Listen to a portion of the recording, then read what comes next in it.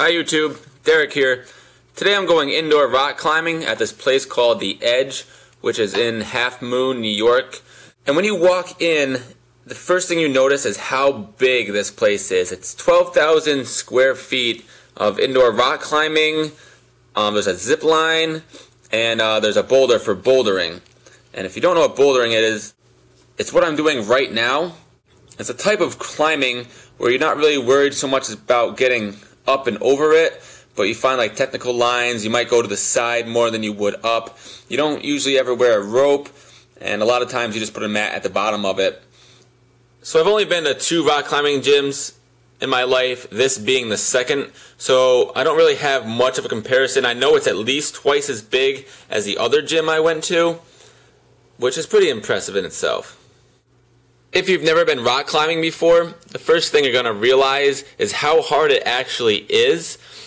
It's extremely tiring for your hands and your forearms because you're just not used to gripping and pulling yourself up with just a couple fingers and holding on to these little tiny grips that they have. So I was only there for an hour, even though I could have spent all day, because you pay 20 bucks, which included the harness and the shoes, and you could have stayed there as long as you wanted to. But I was there only an hour because I just got so tired that my hands were just useless. So I'm pointing at this little hole to show you how tiny some of these holes are. And I only use them for my feet, but a really good rock climber would actually use them as a hold and be okay with it because their hands and forearms are just that strong because they've been climbing so much. Search around on YouTube. I'm sure you can find somebody doing pull-ups on these little holes with just their fingers. And as I'm climbing, you can see colored tape next to each hold. Now each color represents a certain line that you can take. So what you do is imagine that none of the other holds are there and just follow like the red taped line and only grab those holds, which makes it more difficult.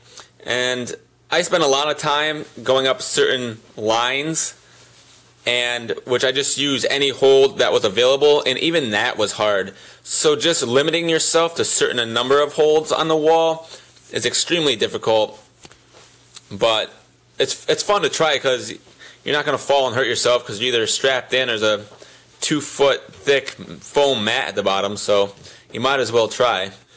Now if you're in the area of Halfmoon and you want to check out this place, the one downfall of it is that it's hard to find from the road, and when you do find it, you go down this long driveway and the building is hidden in the woods, so you can't see it from the road. And when you pull up, you wonder if you're actually at the right spot because there's no signs.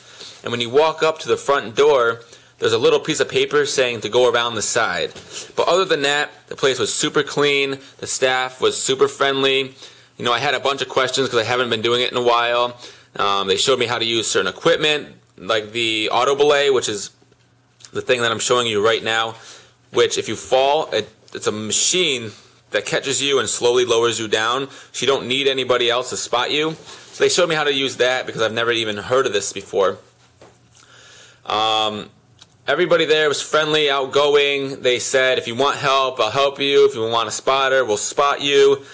So overall, the place was awesome. The staff was awesome, and I would definitely recommend going there if you're in the area.